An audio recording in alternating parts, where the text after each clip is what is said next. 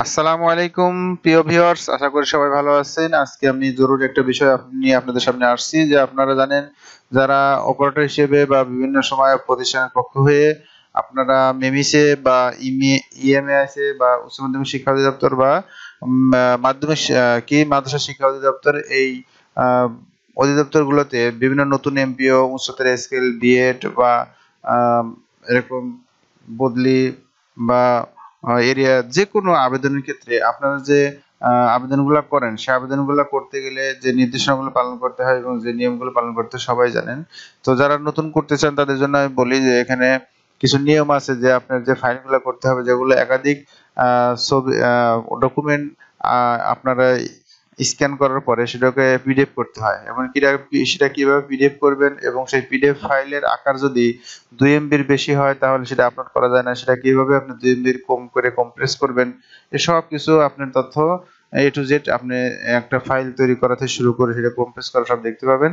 তো আসুন, এখানে যে আমরা নির্দেশনা দেখতে পাচ্ছি যে মেমিসে যখন আবেদন করেন তখন এখানে আবেদনের পূর্ব প্রস্তুতি হিসেবে তারপরে আবেদনের যে নির্দেশনা সবগুলো এখানে কিন্তু দেওয়া আছে। তো এখান থেকে আমরা যেটা আপনার প্রস্তুতির মধ্যে বিশেষ করে জরুরি দরকার সেটা হলো আবেদনকারীর যে ফাইলটা হবে সেই ফাইলটা যে স্ক্যান করার পরে একটি পিডিএফ ফাইল তৈরি করুন। তাহলে এখানে দেখুন উল্লেখ আছে যে আবেদন যে সকল সংযুক্তে একাধিক পৃষ্ঠা আছে, আপনার এমপিও কপির একাধিক পৃষ্ঠা থাকতে পারে, রেজুলেশন কপির একাধিক পৃষ্ঠা থাকতে পারে, আপনার সনদপত্র মার্কশিট এগুলাকে একাধিক পৃষ্ঠা থাকতে পারে। তো সেই একাধিক পৃষ্ঠাগুলো কিভাবে আপনি সহজেই পিডিএফ তৈরি করবেন সেক্ষেত্রে আপনি আমার সাথে থাকলে দেখতে পাবেন। তারপরে আপনার যে ছবিটা নতুন এমপির ক্ষেত্রে দিবেন সেই ছবিটা 300 কিলোবাইটের যেন বেশি না হয় সে বিষয়টা খেয়াল করতে হবে। রঙের ছবির সাইজ কত হবে সেটা এখানে দেওয়া আছে। এবং আপনার যে ফাইলগুলো তৈরি করবেন সেই ফাইলগুলো সর্বোচ্চ কত কিলোবাইট হবে এসব বিষয়ে এখানে কিন্তু উল্লেখ থাকবে। তো সেই বিষয়গুলো আমরা অনুসরণ করে ফাইলগুলো কিভাবে রেডি করব সে বিষয়ে অবশ্যই আমি আপনাদেরকে ধারাবাহিকভাবে দেখিয়ে দেব। আসুন আপনারা ধারাবাহিকভাবে দেখতে থাকুন, আশা করি আপনাদের উপকারে আসবে। তো দেখুন, এই যে এখানে একটা কথা আছে যে বেতন নির্ধারণ সংক্রান্ত অফিস আদেশ এবং আনুষঙ্গিক সকল কাগজপত্র যথা নিয়ম, নিয়োগ, বদলি, টাইম স্কেল, সিলেকশন গ্রেড, উচ্চতর গ্রেড, বেতন পুনর্নির্ধারণ প্রভৃতি সংক্রান্ত অফিস আদেশের ফটো সফট কপিগুলো দিতে হবে কিভাবে, পিডিএফ অথবা জিপিইজি ফরম্যাটে। তাহলে আপনি দুইটা ফরম্যাট ব্যবহার করতে পারবেন, জিপিইজি ফরম্যাট অথবা পিডিএফ ফরম্যাট। যদি 1 পেজের হয় তাহলে হচ্ছে অবশ্যই আপনি যখন স্ক্যান করবেন সেটা জিপিইজি ফরম্যাটের জন্য স্ক্যান হয় সে বিষয়টা অবশ্যই খেয়াল করতে হবে। আর তাহলে আসুন আমরা দেখি যে এই ফরম্যাটগুলো কিভাবে করা যায়। বিশেষ করে এখানে একাধিক পৃষ্ঠা সংযুক্ত কপিগুলো কিভাবে আমরা পিডিএফ ফাইল তৈরি করতে পারি সে বিষয়ে এখন আমি আপনাদের দেখাবো। তো আসুন দেরি না করে আমরা মূল ভিডিওতে চলে যাই। তো এখানে দেখুন, এই যে আমি কিছু এখানে কাগজপাতি স্ক্যান করে রাখছি। তো এর মধ্যে থেকে আমি রেজুলেশন নামে একটা, এই যে কয়েকজনটা রেজুলেশনের কপি আছে, এই যে 6টা কপি আছে। তো এই রেজুলেশনের কপিগুলা কিভাবে আমি একটা পিডিএফ তৈরি করি, এই রেজুলেশন কপিগুলো আমি কিভাবে একটা পিডিএফ তৈরি করি সেগুলো আমি দেখাবো। তো প্রথমে আপনি একটা নতুন এই যেরকম নিউ দিয়ে নিউ থেকে আপনি যে নিউ মাইক্রোসফট ওয়ার্ড ডকুমেন্ট এটা নেবেন। যাদের উইন্ডোজ 10 অথবা 8 ব্যবহার করেন তাদের ক্ষেত্রে এটা সুবিধা হবে। তো আমি এরকম নিয়ে দেখুন রেজুলেশন নামে একটা আমি আপনার ডকুমেন্ট নিলাম। তো নিউ ডকুমেন্ট নিলাম, নেওয়ার পর আমি এখানে দেখব যে আমার যে কাগজগুলো পিডিএফ করব বা যেগুলো আমি পিডিএফ করে সাজাবো সেগুলো যদি এরকম লম্বালম্বি হয় তাহলে আমি পোর্ট্রেট, এখানে দেখুন এই যে পেজ সেটআপ আছে। মার্কশিটের ক্ষেত্রে আপনাদের এখানে ওরিয়েন্টেশন থেকে ল্যান্ডস্কেপে যাবেন। ল্যান্ডস্কেপে গেলে আপনার যেগুলো প্রশস্ত বেশি সেগুলো এখান থেকে মার্কশিটে সাজাতে পারবেন। আর যেহেতু রেজুলেশনটা খাতাটা লম্বালম্বি যার কারণে আমি এখানে পোর্ট্রেট অপশনটা নিলাম। পোর্ট্রেট অপশন নিয়ে এখানে যেহেতু আমি এটা কয়েকটা পেজ লাগবে, 6টা পেজ লাগবে, তাহলে আমি ইন্টার দিয়ে এখানে পেজ সংখ্যা বাড়াতে পারি। তো এইভাবে ইন্টার দিয়ে আমি 4-5টা পেজ বাড়ায় নিলাম। নেওয়ার পর প্রথম পেজে এরকম সিলেক্ট করে এরকম প্রথমে চলে আসলাম। আসার পর এখান থেকে দেখুন আমি এই যে ফাইলটি একটু ছোট করে নিলাম। তো এবার ডায়লগ বক্স ছোট করে নেওয়ার পরে এখানে দেখুন এই যে রেজলিউশন, তাহলে রেজলিউশন আমি এখানে সেভ করছি। দেখুন এই যে নিয়োগ রেজলিউশন 1 2 3 এভাবে। তো আমি প্রথমে 1টা এখানে সিলেক্ট করলাম, সিলেক্ট করার পরে এখানে শুধু টেনে আমি এই পেজে ছেড়ে দিলাম। দেওয়ার পর দেখুন এটা এই পেজ ছবিটা এখানে নিচে পাবেন। তো এই যে ছবিটা বা আপনার যে ডকুমেন্টটা, সেই ডকুমেন্টটাকে আপনি অবশ্যই এখান থেকে সিলেক্ট করে ইচ্ছা করলে কিন্তু এদিক ওদিক নড়াতে পারবেন না। এজন্য আপনি কি করতে হবে, এখানে সিলেক্ট করার পর দেখুন এই যে এখানে একটা ছবি আসছে লেআউট অপশন। তো লেআউট অপশনে আপনি ক্লিক করবেন, করার পরে দেখুন এখানে বেশ কিছু অপশন আছে। এর মধ্যে থেকে এই অপশনে যে ইনফন্ট টু টেক্সট অথবা এখানে আছে দেখুন বিহাইন্ড টেক্সট। তো বিহাইন্ড টেক্সট অথবা ইনফন্ট টেক্সট যে কোনো একটাকে আপনি ক্লিক করবেন, করার পরে এইটা কিন্তু আপনি মুভ করতে পারবেন। তাহলে এই যে মুভ করতেছেন, তো মুভ করার কারণে এখন আপনি ইচ্ছা মতো এখানে সাজায় নিতে পারবেন। তো এখানে উপরে এবং বামে যে আমার পৃষ্ঠা আছে সেটাকে আমি সুন্দর করে সেটিং করে দিচ্ছি। আর বাকিটা এখানে এই যে কর্নারে এরকম ধরে এখানে টান দিয়ে আমি আপনার শেষ পর্যন্ত পুরা এটা পেজটা কভার করে দিলাম। তো দেখতে পেলেন, তো প্রথম পেজটা কিন্তু আমার সেটআপ হয়ে গেল। তাহলে এভাবে প্রথম পেজ আমার সেটআপ হয়ে গেল। তারপর আবার দ্বিতীয় পেজে আমি আসবো। তো আবার এখানে মিনিমাইজ করে পরবর্তীতে দ্বিতীয় রেজলিউশন এখানে দেখুন আছে যে নিয়োগ ও যোগদান রেজলিউশন 2। তো এটাতে আবার গেলাম, যে এখানে টেনে ধরলাম, ধরে আবার ছেড়ে দিলাম। দেওয়ার পর আমি দেখবো এটা কোথায় আছে, যে নিচে আছে। এই দেখুন এটা কিন্তু আমি মুভ করতে পারতেছি না।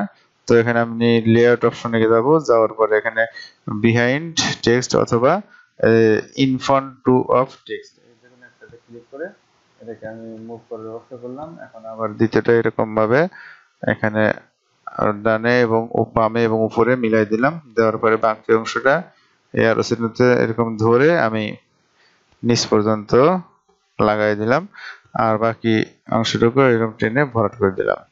তো এইভাবে আমি একের পর এক পৃষ্ঠাগুলো ক্রমান্বয়ে সাজাবো। অবশ্যই রেজিস্ট্রেশনটা সাজানোর ক্ষেত্রে খেয়াল করবেন যে আপনার পেজ নাম্বারগুলো যেন ঠিক থাকে, ক্রমিক সংখ্যা অনুযায়ী ঠিকমতো সিরিয়াল অনুযায়ী সাজাতে পারেন, সে বিষয়টা অবশ্যই খেয়াল করবেন। তাহলে প্রত্যেকটা সেম একই কাজ করে করে আমরা এভাবে সাজিয়ে নেব। তো আমাদের সাথে থাকুন। এখন এই সাজানোর পরে কিভাবে পিডিএফ করি সেটাও দেখতে থাকুন, আশা করি আপনার উপকারে আসবে। এই কাজগুলো আপনি এইভাবে এমএস ওয়ার্ডের মাধ্যমে করতে পারেন। আবার এটা কিন্তু আপনি স্ক্যানের মাধ্যমে সরাসরি স্ক্যান করে পিডিএফ আকারে একের পর এক সেভ করতে পারেন। বিভিন্ন স্ক্যানের অপশন আছে, যেখানে কিন্তু আপনি একের পর এক অপশন পিডিএফ গুলা একটা একটা সংযোগ হয়ে মানে ছবিগুলা ইমেজ আকারে সংযোগ হয়ে আপনার পিডিএফ অটোমেটিক হয়ে যায়, এটা অপশন আছে। আবার আপনি ইচ্ছা করলে বিভিন্ন সফটওয়্যার আছে, বিশেষ করে আপনার ফটোশপ সফটওয়্যার আছে, সেই সফটওয়্যারের মাধ্যমেও কিন্তু আপনি ইচ্ছা করলে এগুলাকে সুন্দরভাবে এরকম সাজিয়ে সেটাকে পিডিএফ আকারে আপনি নিতে পারেন। তো আপনার যেভাবে সুবিধা হয়, আমি মনে করি মাইক্রোসফট অফিসের মাধ্যমেই এটা সবচেয়ে বেশি সুবিধা এবং অতিরিক্ত সফটওয়্যার ব্যবহার করতে হয় না। তো এইভাবে আমি হয়ে গেল এই পেজও। তারপরে দেখি আরো পেজ হয়তো লাগতে পারে, তো এখান থেকে ইন্টার দিয়ে আবার পেজ কিছু বাড়াই নেই, নিলাম। নেওয়ার পরে পরের পেজে আসলাম। তারপর আমরা অলরেডি 4টা করে ফেলছি। এবার পঞ্চমটাতে একই নিয়মে আমরা এই যে টেস্ট F1 অফ টেক্সটে গেলাম, যাওয়ার পরে আবার মিলাই দেই, নিচে টান দিয়ে মিলাই দেই, তারপরে ডাইনে একটা টান দিলাম, এইভাবে মিলাই দিলাম। পরে আবার আসছে পেজ আরেকটা লাগতে পারে,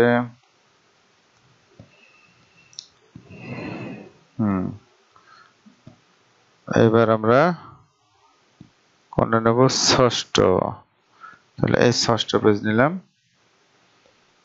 ষষ্ঠ পেজ কোথায় গেল, এই যে নিচে আছে, এটাকে ইনফর্ম করে দেই, দেওয়ার পরে আবার লাগাই দিলাম, নিচে আসলাম,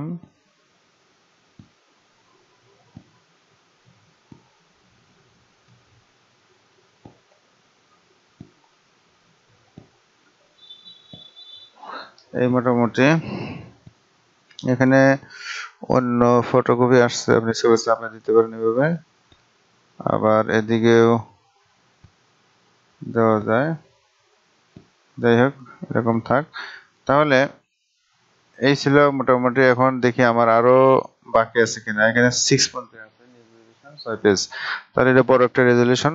তো দেখুন এইভাবে আমরা রেজুলেশন কাজ এখানে কিন্তু 6টা পেজ দিলাম, দেখি আমার 6টা পেজ ঠিক আছে কিনা এবং আমাদের যে রেজুলেশনের সিরিয়াল ঠিক আছে কিনা একবার চেক করে নেই।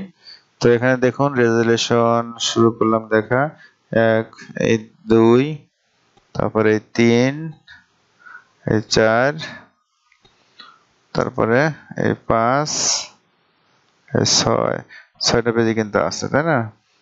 তাহলে আমরা 6টা পেজ ক্রমান্বয়ে পেয়ে গেলাম। তো এই 6 পেজ হওয়ার পরে এখানে দেখছেন আমার অতিরিক্ত কিছু পেজ আছে। তো এই অতিরিক্ত পেজটা আমি এরকম করে সিলেক্ট করে ডিলিট করে দেব, না হলে এই পেজগুলোর কারণেও কিন্তু কিছু জায়গা আপনি দখল করবে। যেটা আমরা জানি যে মেমিস সফটওয়্যারে 2 এমবির বেশি ফাইল আপলোড নেয় না, যার কারণে আমরা অপ্রয়োজনীয় পৃষ্ঠাগুলো ডিলিট করে দিলাম। দেওয়ার পর এখন দেখুন এটা আমি কন্ট্রোল এস দিয়ে আমি সেভ করতে পারি, করলাম। করার পর এখানে ফাইল অপশন যাব, ফাইলে যে দেখুন সেভ এজ আছে, সেভ এজে ক্লিক করলাম। করার পর আপনি যে ফাইলে সেভ করবেন, যে আব্দুল মালিক নামে এই ফাইলে আমি কাজটা করতেছি, তো এই ফাইলে রেজিস্ট্রেশন নামে যে ডকুমেন্ট নিছি এই ডকুমেন্ট এখন পিডিএফ করব। তো এটাকে পিডিএফ করার জন্য একদম সহজ উপায় হলো ওয়ার্ড ডকুমেন্ট, এই ফাইলের ফরম্যাটকে সিলেক্ট করব। করার পরে এখানে দেখুন ওয়ার্ড ডকুমেন্টের বিভিন্ন ভার্সন আছে, আপনি সেই ভার্সনেও কি করতে পারেন, আর সাথে সাথে পিডিএফ ভার্সনটা আছে। তো পিডিএফ অপশন দিলাম এবং দেওয়ার পরে এখানে দেখুন এই যে সেভ করলাম। সেভ করার পরে অটোমেটিক ভাবে দেখুন সিস্টেমেটিক ভাবে এটা পিডিএফ আকারে কিন্তু অলরেডি সেভ হয়ে গেছে এবং এটা পিডিএফ প্রিভিউ দেখাচ্ছে। তাহলে আমরা দেখেন এটা 6টা পৃষ্ঠা একসাথে এরকম মিলায়ে কিভাবে পিডিএফ করতে পারি আমরা দেখতে পেলাম। তো এটা দেখুন এই যে এখানে সেভ আছে, এই যে আব্দুল মালিক ফাইল, এর মধ্যে দেখুন এই যে আমরা যে 6টা পেজের কাজ করছি সেই 6টা পেজ কিন্তু রেজুলেশন, এই যে রেজুলেশন আমরা এমএস ওয়ার্ডে কাজ করেছি সেটা এখানে রেজুলেশন পিডিএফ আকারে এখানে চলে আসছে। আপনি ইচ্ছা করলে এখান থেকে পুরোপুরি দেখতে পারবেন। তো এইভাবে আপনি পিডিএফ করতে পারেন। এই যে অতি সহজে এখানে দেখেন পিডিএফ করার উপায় আমরা দেখতে পেলাম। তাহলে এইভাবে আপনি কিভাবে একাধিক পেজকে সহজে পিডিএফ করতে পারবেন তার কিন্তু একটা প্রক্রিয়া আপনাদের দেখাই দিলাম। এছাড়াও আপনার অন্যান্য প্রক্রিয়া আছে যেগুলো আপনি অন্যান্য সফটওয়্যারের মাধ্যমে। তো আশা করি আপনাদের ভিডিওটা ভালো লাগছে। তো ভালো লেগে থাকলে নিজে উপকৃত হলে আমাকে সাবস্ক্রাইবের পাশে রাখুন এবং অন্যকে সাহায্য করার জন্য শেয়ার করে রাখুন। আজকের মতো আমাদের শুভকামনা করে শেষ করছি এখানেই। তারপরে যদি আপনাদের এই ফাইলটা দেখি আমরা কত এমবি হয়েছে, এই যে 2 এমবির কম আছে, এজন্য এটা কম্প্রেস করতে হবে না। 2 এমবির বেশি হলে কিভাবে কম্প্রেস করতে হবে সেটা আপনাদেরকে দেখাবো এবং কিভাবে আপনারা অন্যান্য ফাইলগুলো রেডি করবেন সেগুলো আমি পরবর্তীতে যদি কোনো প্রয়োজন হয় কমেন্ট করবেন, অবশ্যই আপনাদেরকে সেটা দেখাবো। আজকের মতো এখানে শেষ করছি। আসসালামু আলাইকুম ওয়া রাহমাতুল্লাহি ওয়া বারাকাতুহু।